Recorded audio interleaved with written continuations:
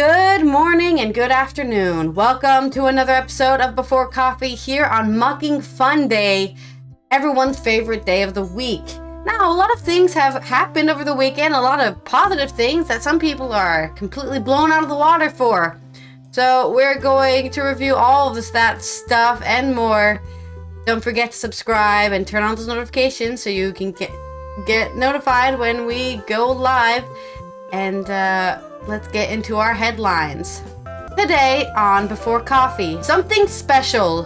Koeman relishes Euro 2024 semi-final clash with England. And the TSA has a record weekend as air travel expands in our growing economy. What does the French left-wing alliance's shock election win mean for Europe? And what is Project 2025 and what are these fascists up to now? Artwork featuring Christ overlaid with Looney Tunes characters removed by Sydney Council after threats of violence. That's a normal reaction. All those mucking fun stories from Mucking Fun Day, which is National Raspberry Day, is July 8th, 2024 on Before Coffee.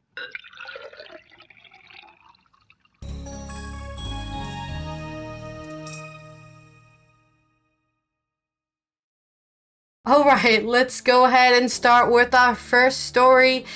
Now, I'm not a big sports fan, but I can't even ignore it here because there is orange everywhere in the Netherlands as they've made it into the semi-finals with their win against Turkey, as well as France and Portugal and England also making it France, Spain, and England making it into the semi-final clash. The top four, or the final four clash. This is from Nick Amis at the Olympia Stadion Berlin on The Guardian. Ronald Koeman savored the prospect of a Euro 2024 semi-final against England as something special after the Netherlands booked their place with a thrilling comeback win over Turkey. Two of Europe's old powers will meet in a major tournament for the first time since 1996 after Stefan de Vrij and an own goal from Met Mulder overturned a half-time deficit. Koeman's players rode their luck late on, but saw out a storm of pressure and faced what promises to be a high-octane occasion in Dortmund. Well, the whole nation, it is something special, Koeman said, reflecting on the fact that the Netherlands had not reached a Euros semi-final since 2004. We are a small nation, and to be part of the semi-finals with England, France, and Spain, we are really proud to get the opportunity. 12 days previously, Koeman had criticized his side for a poor performance against Austria, but this time he praised their attitude and application in a deafening, sometimes impossibly intense environment at the Olympia Stadium. It was really an emotional match, he said. We had a big heart and we sometimes get criticism about that. That we don't have that compared to other nations. The players showed a big heart after going 1-0 down. We had to suffer, but finally it is a great success.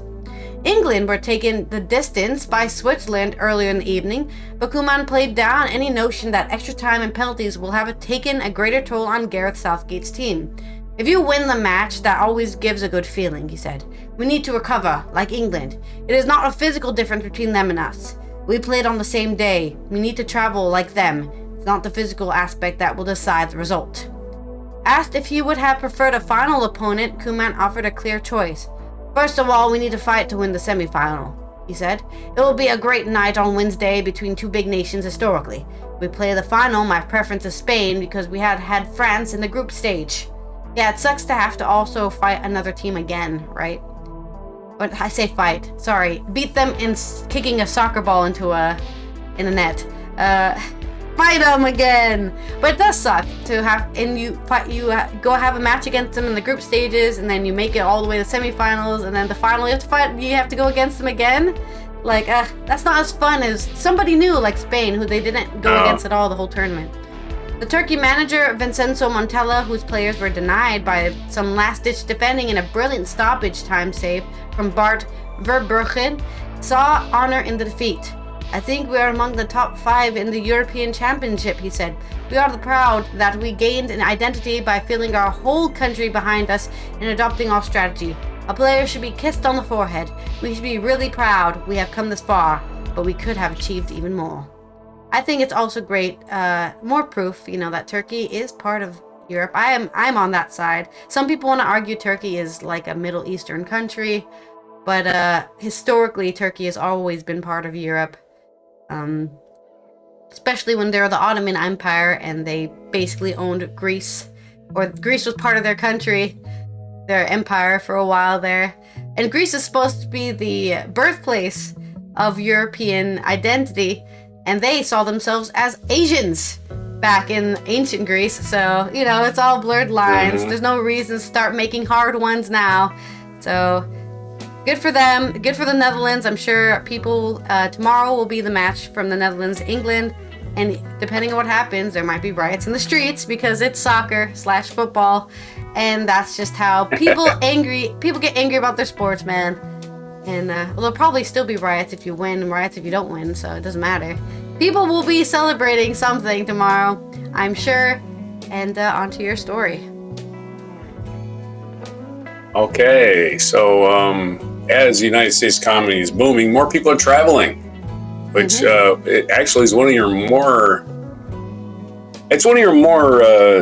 non-scientific measurements of how the economy is doing right at this moment, because you can't really measure the economic output until, a couple weeks later, and then you do measurements and you do calculations and you do adjustments and then you put out a report. But the instant eye test is what's going on with people's extra money, and do they have extra money? And apparently they do, because the TSA is breaking records. This is from a couple of stories, because the first one just kept repeating itself. That's a TV station. It says the TSA American Airlines report record-breaking starts following 4th of July. This is a 2-minute story from Ari Woodhouse from Yahoo.com. This is the first time since April 8th that numbers exceeded their 2023 numbers. The TS reported the number of people screened at CLT, which is, I don't even know what that is. Checkpoints. July 4th was 26,376. July 3rd was 40,510. And July 2nd was 35,857. American Airlines says they're prepared for Sunday, which is, this story was written on Saturday, apparently. The airline is calling the biggest day of the holiday period in the entire summer travel season. We plan to serve more customers than ever before, with 775,800 customers expected across more than 7,000 scheduled flights at CLT. That's more than, I don't know what CLT stands for. What the hell does that mean? It must mean the checkpoint? I don't know. That's more than 570 additional flights compared to last year. July 7th will be our busiest travel day with nearly 700 departures. American Airlines reports the airline led the industry in on-time departures, with only 2 flights canceled due to regional weather, not related to Hurricane Beryl. Of course, why are we getting a free ad for American Airlines in the story? I have no idea. Also, and we'll do this number again with Devon Taylor of KETV.com. They decided to do a TV story on it, so we're going to read that. America's busiest travel days, millions hit the skies and roads after 4th of July. Post-holiday celebrations wind down. Millions of Americans are gearing up for travel, air, and road, marking what experts predict to be the busiest day ever for TSA screenings. Expectations for travel are soaring about 3 million passengers, passing the previous record set just weeks ago on June 23rd. Chicago O'Hare National Airport is the airport with the most traffic, according to FlightAware. More than 20,000 flight delays have been reported across the U.S., and more than 600 cancellations, causing 600 significant disruptions. But Eppley Airfield has several delayed flights, but no cancellations. This is, I believe, Eppley Airfield, is in Omaha. American Airlines anticipates today to be their busiest of the entire summer, with more than 6,000 flights scheduled. AAA warns that road travel may take up to 67% longer, mainly between 2 p.m. and 8 p.m. They say the best time for motorists to leave for the destination is before 11 a.m., with experts urging travelers to remain aware and prepared for potential delays. They say people need to be patient. You need to review flight status well, you can go to the, the board for your flight status. They gotta click like here. Anyway, there's your post-holiday travel snafus going on as people with extra money are out there traveling, and we can talk about and we're also going to talk about the persistent heat wave, I guess, because you can't get around it. Because those stories are too short. We'll go to the AP. Marjorie Beck and Christopher Weber. A long-running heat wave that has already shattered previous records across the U.S. persisted on Sunday, baking parts of the West, dangerous temperatures that caused death of a motorcyclist in Death Valley and held the East in its hot and humid grip. An excessive heat warning, the National Weather Service highest alert, was in effect for about 36 million people, or about 10% of the population, said National Weather Service meteorologist Brian Jackson. Dozens of locations in the West and Pacific Northwest tied or broke previous heat records.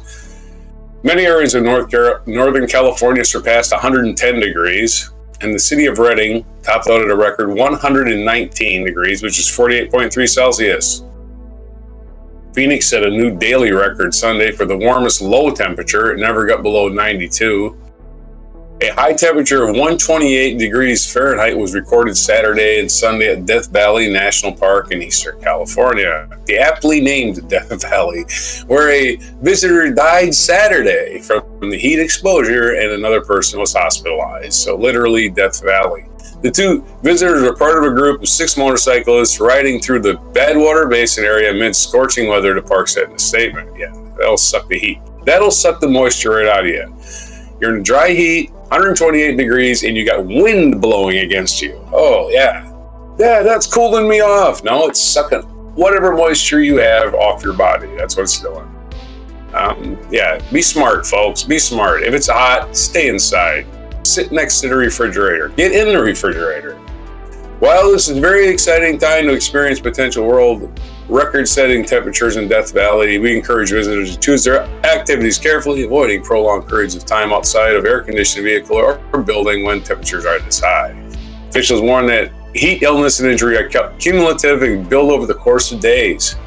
Besides not being able to cool down while riding due to a high ambient air temperature, experiencing Death Valley by motorcycle when it is hot is further challenged by the necessary heavy safety gear worn to reduce injuries during an accident, the park statement says. Stay off your motorcycles. You might think it's cool. The desert is deadly. And there's your news about traveling in the heat and just traveling. Yeah. Dangerous out there. Mm-hmm. Gotta get away to the cold regions at this time of year. Okay, with a big kind of expected win for Labour in the UK, but a surprising win for the left-wing alliance in the French elections. We talked about this last week about how the French elections have two stages. If nobody reaches a 50% or higher, they have to keep voting until somebody somewhere gets 50% or higher. So on the second stage, they finally got that majority vote in, and surprise, surprise, it wasn't a right-wing, anti-immigrant, racist, bigot win, but instead the opposite. So anarchy wins in the French. There's no fun thing to say the UK. Anarchy in the FA. Anarchy in the FR. It doesn't really rhyme as well. This is on Euronews by Maurid Gwyn-Jones. Experts say the anti-far right bulwark has safeguarded the European bloc from a political shock. When the exit poll revealed a surprise victory for France's left-wing alliance in Sunday's Snap legislative poll, which was July 7th, there were sighs of relief in many corners of Europe. Centrists had feared that the far right's potential emerges into government in France, the European Union's second most powerful economy, would sow economic and political instability and undermine the bloc's stalwart support for Ukraine. But with a hung parliament and no clear route to a governing coalition, the political gridlock in Paris still casts uncertainty over France's ability to wield its influence in Brussels.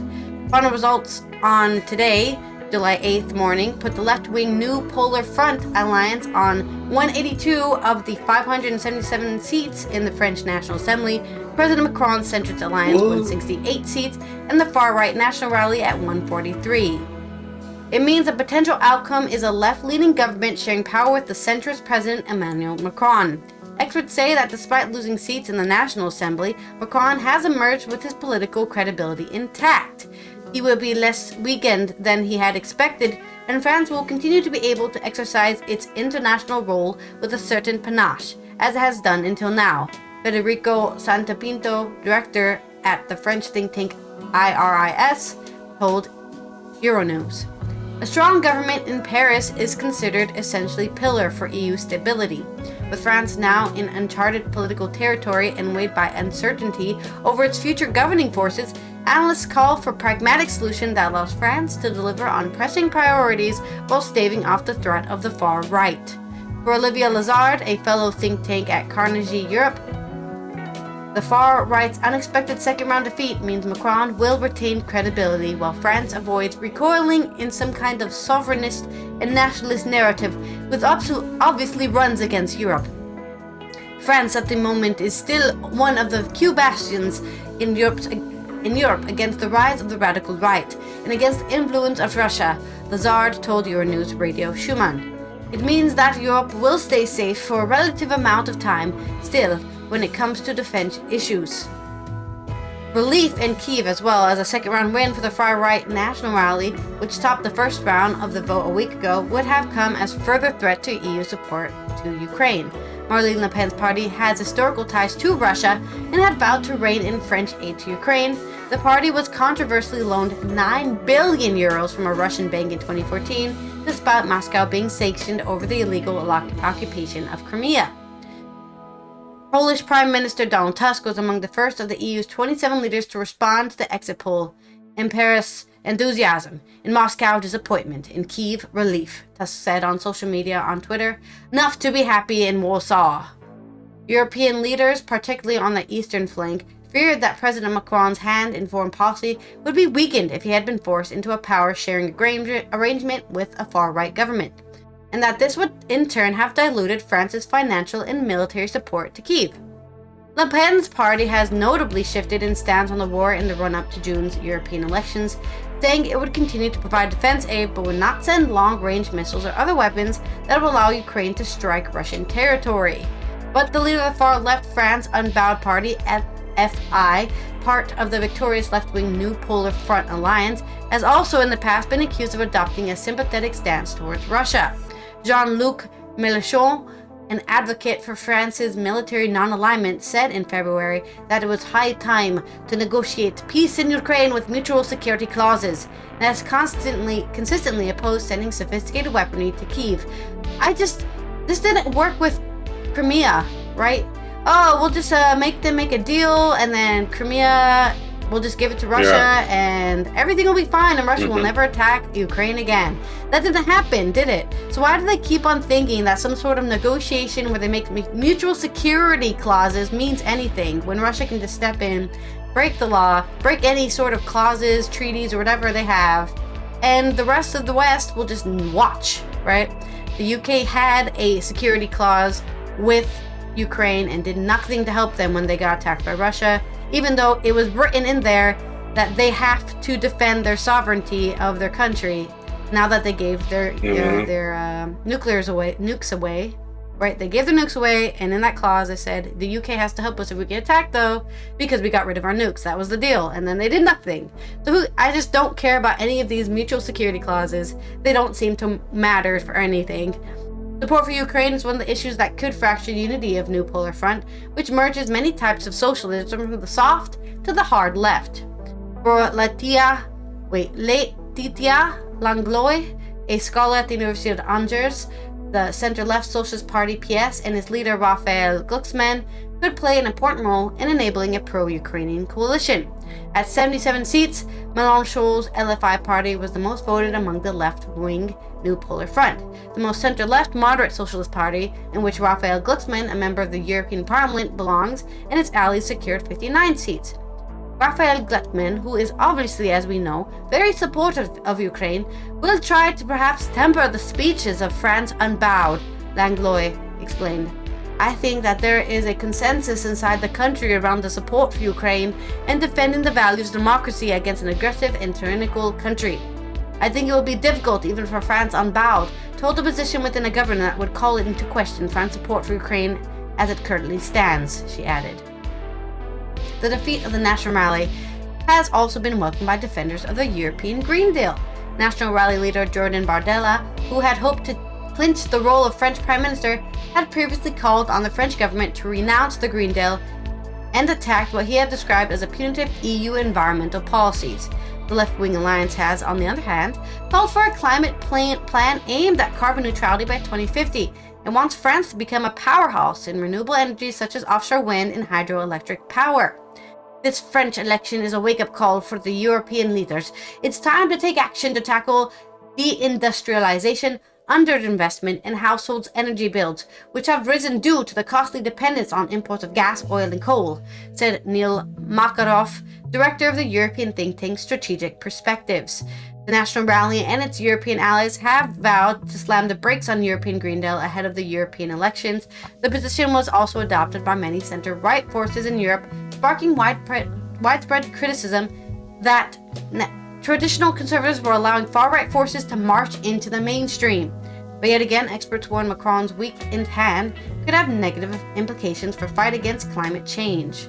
The results are good news for France's commitment to climate action at home, provided the parliament can develop a stronger culture of coalition. Lola Vallejo, climate special advisor at the French think tank IDDRI, said, Macron may continue to personally weigh in strongly on international climate and finance affairs, as he often has, but his standing is more uncertain after this political sequence that closely watched political sequence globally. So there is your, I guess, political investigation of what this actually means for France and the EU. There is one comment here that just says immigration and lots of it. Well, good for us. I think the more immigrants we have, the better, because that means we have more people working, more people spending taxes, and more people spending their money. Economies can only get better the more people are buying things. That's how that works. So if you just have a bunch of, I'm old and I don't work and I'm just gonna spend my pension, people working in your country, guess what? Your economy is gonna flatline because they're not spending money on anything except for their necessary needs and rent or whatever. So you need people spending extra money on stuff that we don't need.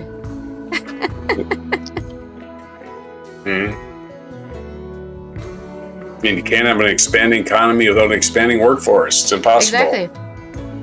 I don't know how, people have to work. Otherwise, it's just like, and you can't have declining populations. Immigration refreshes your population. Besides, your old culture has gotten stale.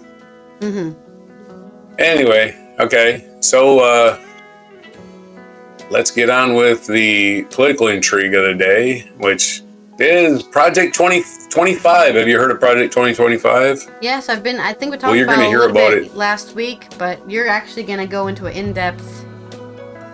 A little bit. I don't know about in-depth. But much you can do in 5 to 7 minutes. Do you want to watch this whole video that you sent me, we'll get to. Yeah, the video I sent you is a congressional testimony about Pete. No, it's just congressional testimony. It doesn't describe it or nothing. Oh, do you want to watch the whole video? Is that what you're asking? Yeah. It's 3 minutes, sure. 3 minutes don't seem too long. Plus, Jasmine Crockett's fun to watch. Yeah, she is. She's always, yeah. So, our story is from Associated Press. We're going through them twice today. Biden assails Project 2025, a plan to transform government, and Trump claims to be unaware of it. Defendant J. Trump has distanced himself from Project 2025, a massive proposal overhaul of the federal government drafted by longtime allies and former officials in his administration, days after the head of the think tank responsible for the program suggested there would be a second American Revolution. Okay. I know nothing about... Sorry, I can't do a Trump impersonation. I knew nothing about Project 2025. Is that good? I don't know. Trump posted on a social media website, I have no idea who is behind it. I disagree with some of the things they're saying, and some of the things they're saying are absolutely ridiculous and abysmal. Anything they do, I wish them luck, but I have nothing to do with them, says a man who lies more than he breathes. The 922, that was my editorial part there. The 122-page plan outlines a dramatic expansion of presidential power. It planned to fire as many as 50,000 government workers to replace them with Trump loyalists, which means read incompetent morons. Because what's a Trump loyalist except somebody that's either just trying to make things not work or get themselves rich, or both. President Joe Biden's re-election campaign has worked to draw more attention to the agenda, particularly as he's trying to hide connections to his allies' extreme Project 2025 agenda, Biden said of Trump in a statement released by his campaign Saturday. The only problem, it was written for him by those closest to him. Project 2025 should scare every single American.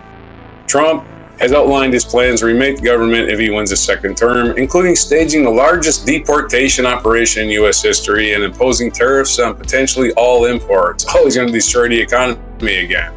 Like he did when he was president last time. People forget he destroyed the economy with his shitty response to the pandemic. His campaign previously warned outside allies not to presume to speak for former president and suggested transition and waiting efforts were unhelpful. Okay. But we're going to talk about the man behind it, is a guy named Kevin Roberts from the Heritage Foundation, a conservative think tank, read terrorist organization. Kevin Roberts, the man behind 2025, just said the quiet part out loud. This is from the dailybeast.com. Their persistent emails to me finally broke through. Daily Beast got that guy. The president of the Heritage Foundation on Tuesday declared that a new revolution, this is written by Dan Leydenhall, Leyden-Hall. He's a Leydenhall. It sounds like Lederhosen, doesn't it? The president of the Heritage Foundation on Tuesday declared that a new revolution is underway in the U.S., appearing to warn liberals that violence could erupt if they tried to stop it. Oh, okay. Kevin Roberts, why do they think liberals are afraid of some kind of violence? I mean, seriously. It's like, oh no, not violence. I'm like, yeah, liberals and whatever. I don't know what that even fucking means. So we're all going to go, oh no, don't hurt us. I'm not. I'm going to be out there going, fuck you. Come get me. You know, I don't get the whole you're going to cower in the corner nonsense. Is that what liberals do? I see liberals protesting in streets all the time. They're not afraid of your freaking violence, dude. Sorry, you're barking up the wrong tree with you threatening violence. I don't think that affects anyone. Anyway, Heritage Project 2025 calls a huge increase in presidential power as well as transformation of federal government, replacing existing staffers with the army of those loyal to Trump. Roberts has previously said he sees his organizational role as institutionalizing Trumpism. Oh, ignorance. All right, good. In his interview Tuesday, Roberts said that despite all his nonsense from the left, we are going to win. We're in the process of taking the country back. No one in the audience should be despairing. You're not winning shit, dude. As elections have showed us anything, the left is going to win the election. You just need turnout, and you're trying to suppress turnout. That's all you're trying to do. You're trying to suppress turnout. He also opined that the U.S. Supreme Court's ruling granting presidents immunity for official acts is vital, mentioning Alexander Hamilton's view of importance of vigorous executive. Roberts then turns his attention to the radical left. Ooh, the radical left. The reason they're apologetic right now, the reason there are so many anchors on MSNBC, he thinks MSNBC is a radical left. 80% of the hosts on MSNBC are Republicans. 80%. I don't know why he thinks MSNBC is radical. That's why I don't watch it. All they do is talk about Trump.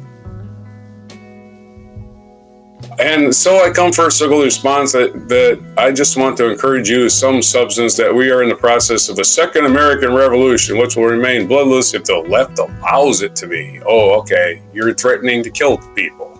So this guy's a terrorist. He should be locked up, and he just keeps nice, free and easy business. I'm a businessman. No, you're a terrorist. Talk of bloodshed has been a disturbing scene running through conservative rhetoric through the election cycle. Trump sparked controversy in March, predicting a bloodbath for the country if he didn't win in November. Later saying he was only referring to the auto industry. The Republican National Committee launched a Biden bloodbath website the following month amid the unusually high interest in the word. In April, Trump was also asked unambiguously he thought there'd be political violence if he loses in November. I think we're going to win. And if we don't win, it depends. Okay, so they're basically threatening us, saying, you're going to lose, that's basically a tactic to suppress the vote.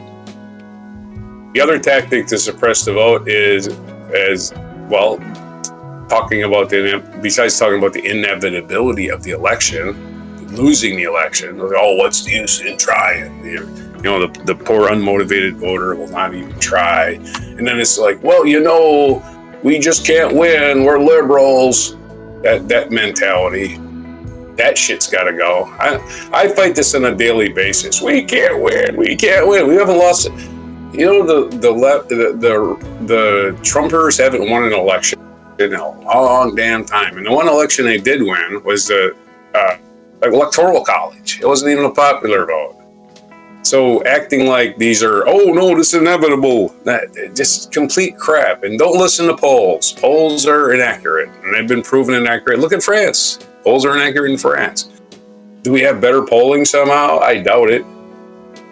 So, what other country where the polls are inaccurate as hell? Well, the United States, all the polls have been inaccurate lately. They said that 2022 is going to be a red wave for the Republicans in Congress, and they won by 2 barely votes in gerrymandered districts. They would have lost otherwise. It's complete nonsense. So, anyway, Project 2025, fascism on the march, keep your eye on it.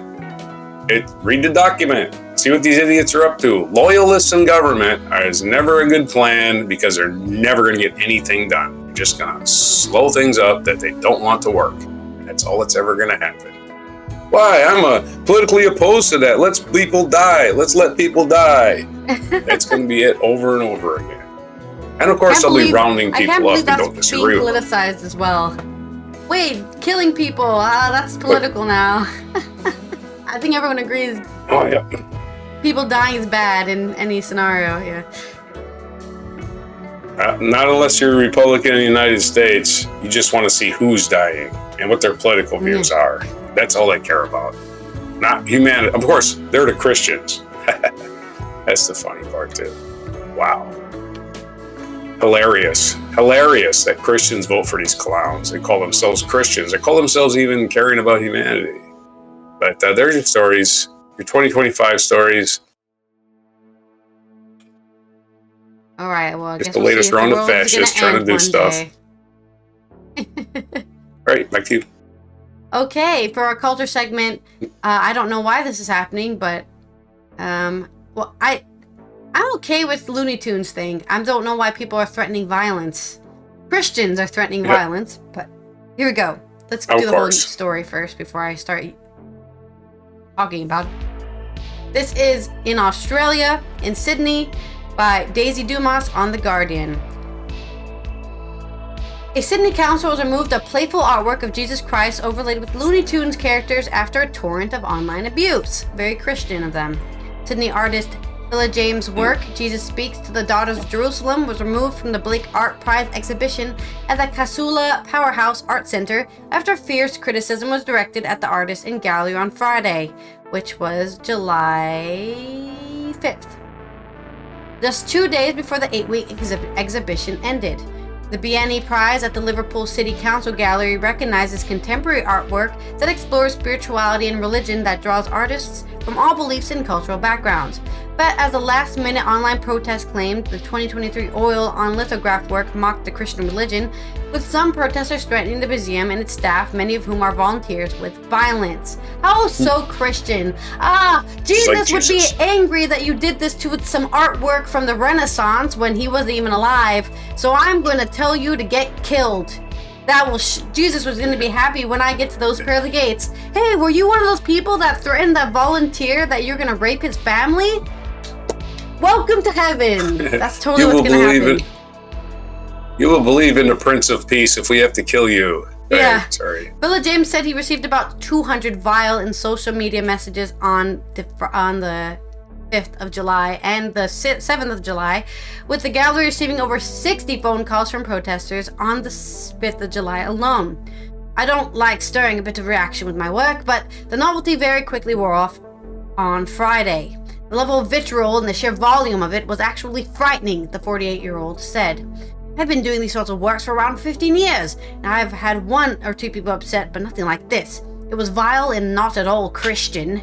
One protester warned him that the gallery better get some extra security. Oh yeah, let's bomb the gallery because you put Looney Tunes characters on my Jesus face. Why is Jesus a Looney Tunes character? Anyways, the poor staff who work there don't need this, and it's not worth it.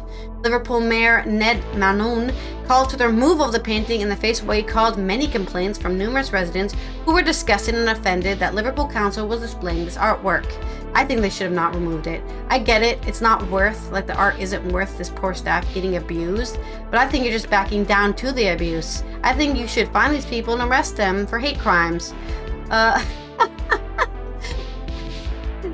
Threatening. I'm pretty sure it's a crime to threaten to like kill somebody or harm someone or bomb a place. I'm pretty sure that's a crime. So they called you on the phone. Oh, right. We have your caller ID. We know that phone calls. We're gonna come to your house and arrest you, put you in jail. Liverpool Mayor Ned Manon called for the removal. The Christian Messiah and the Muslim Messiah Jesus has no connection to the cartoon character of Goofy, he said in a statement.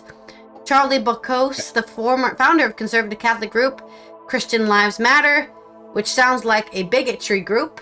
Gonna just have a feeling inside, you know. I don't need to do an internal investigation on this group. I'm pretty sure I know what they stand for, and that's being assholes.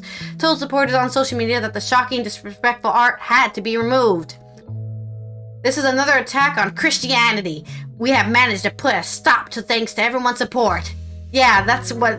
Attack on Christianity. Somebody painted a photo. Christianity is ruined. Jesus is crying. Yep, my faith is so strong. My faith is so strong it can be destroyed by a drawing. Let's keep defending our faith respectfully.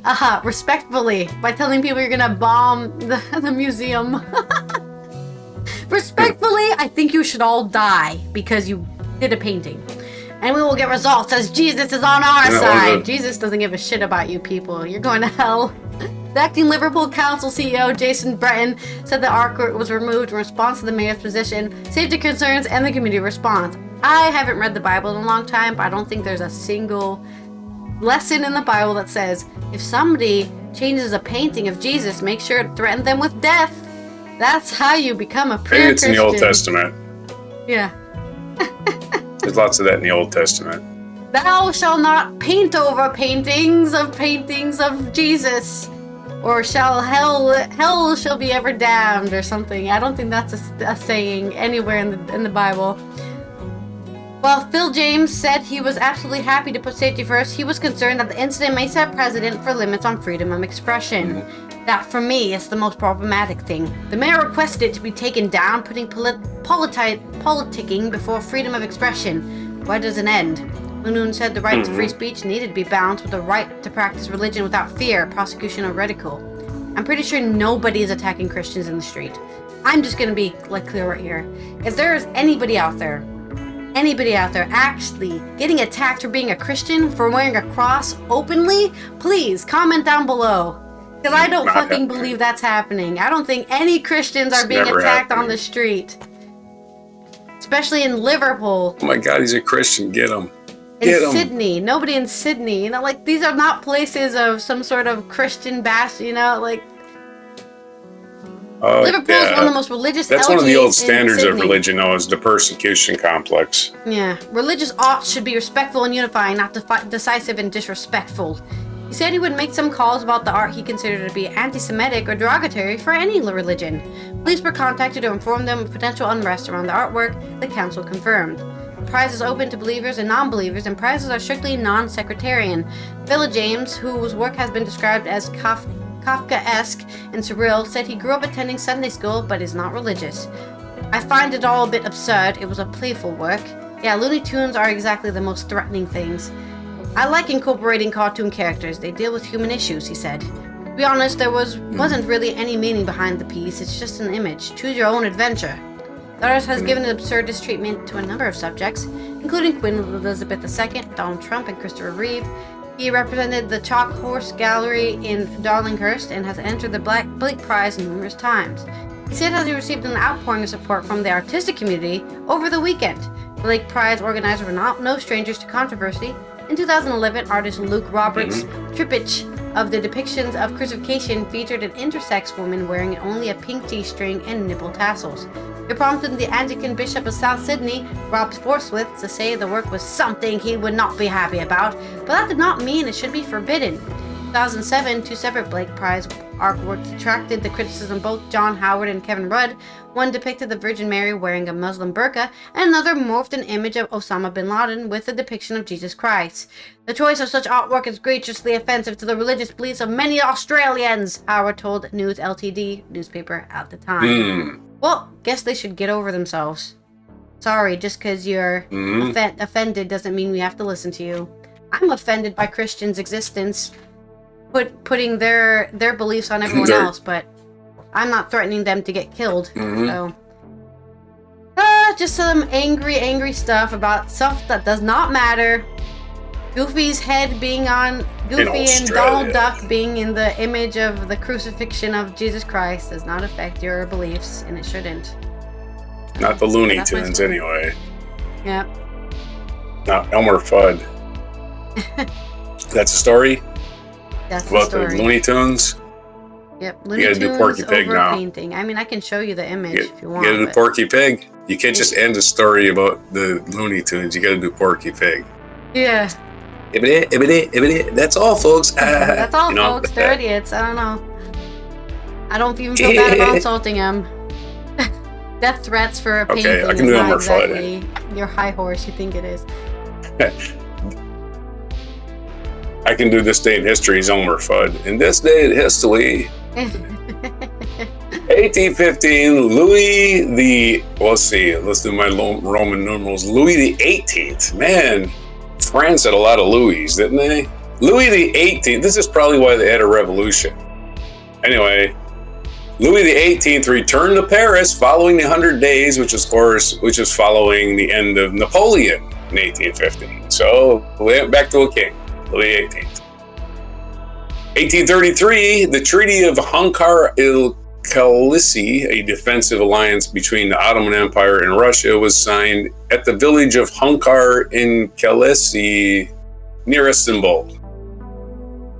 1889, John L. Sullivan beat Jake Killerane in 75 rounds to defend his title in the last heavyweight championship held under London Prize Ring rules. London Prize Ring rules must have said you fight until one of you drops, because 75 rounds is a little excessive. Can you imagine 75 rounds? What are they doing? Hugging each other for the last 30? I can't even stand for 75 rounds. 1889, in this day, journalist Charles Henry Dow published the first issue of the Wall Street Journal. In 1896, William Jennings Bryan delivered his Cross of Gold speech at the Democratic National Convention in Chicago.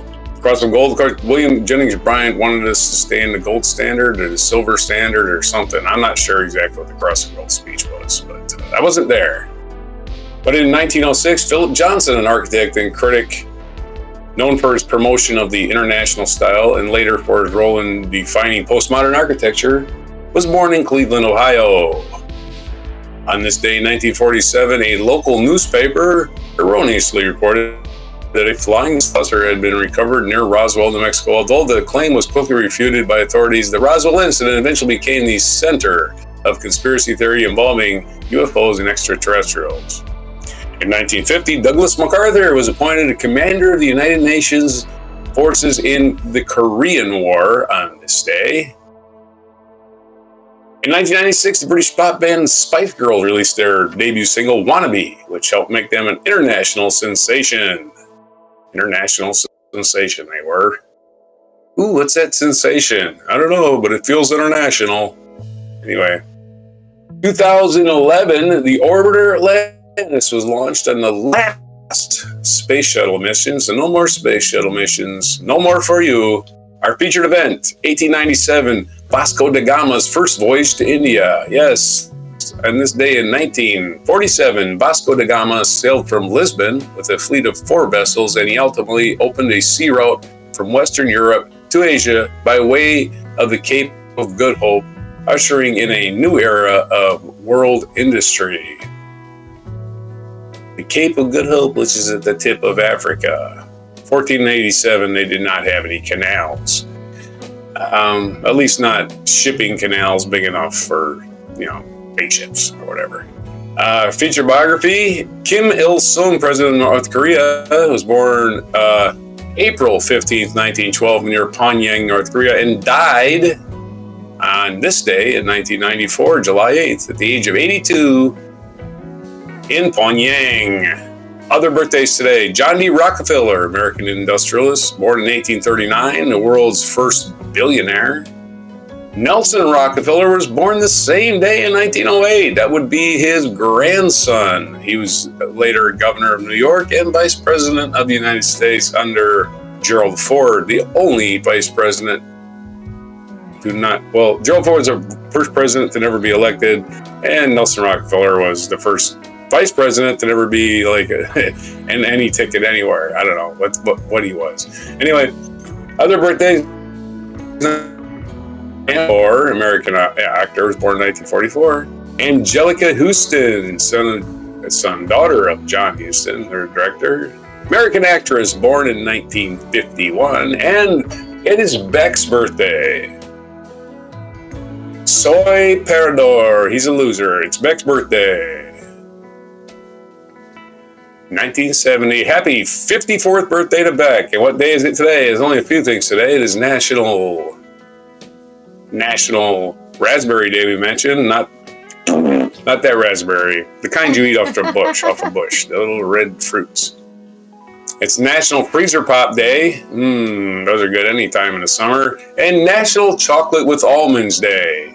And those are great unless you have diverticulitis, then almonds are a no. Those are all your days today for July the 8th, 2024 on Before Freezer Pops.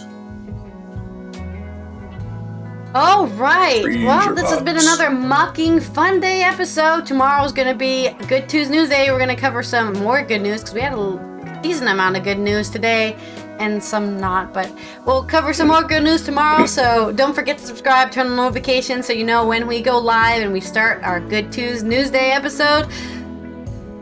I hope you guys have a good rest of your Monday. If it is Monday for you when you're watching, it's okay to make mistakes today because Monday, it's Mucking Fun Day, and you can do whatever you want today because you just got back to work. It's Mucking Fun Day.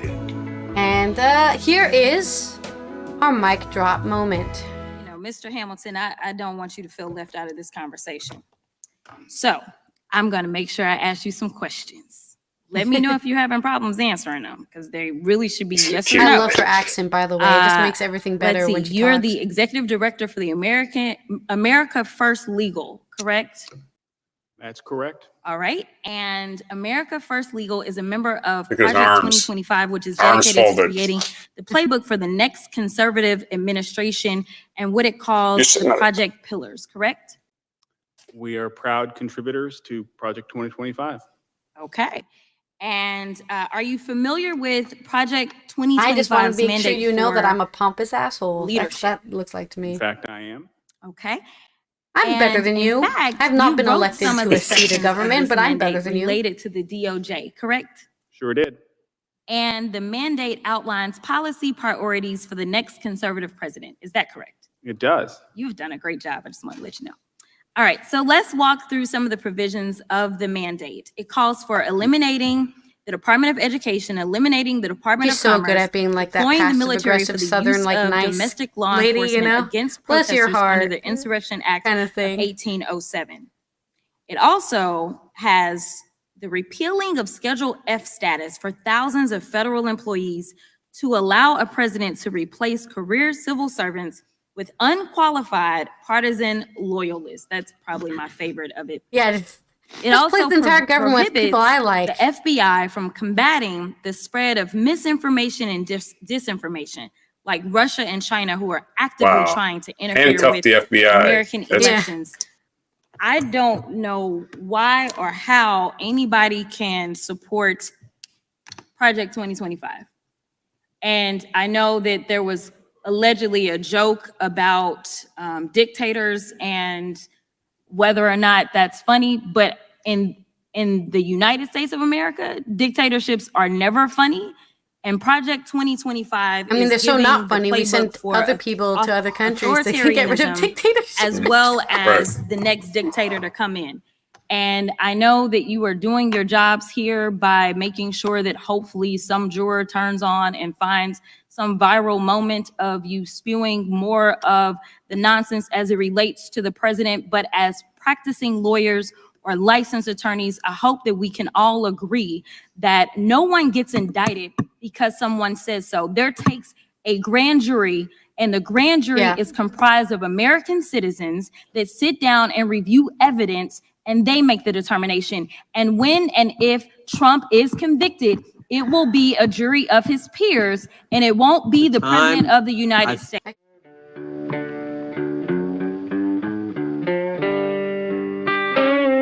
Be sure to hit the like, subscribe, and notify buttons, and follow our other channels, Toxic Alley, History of Gravy, and Scratchy Old Records.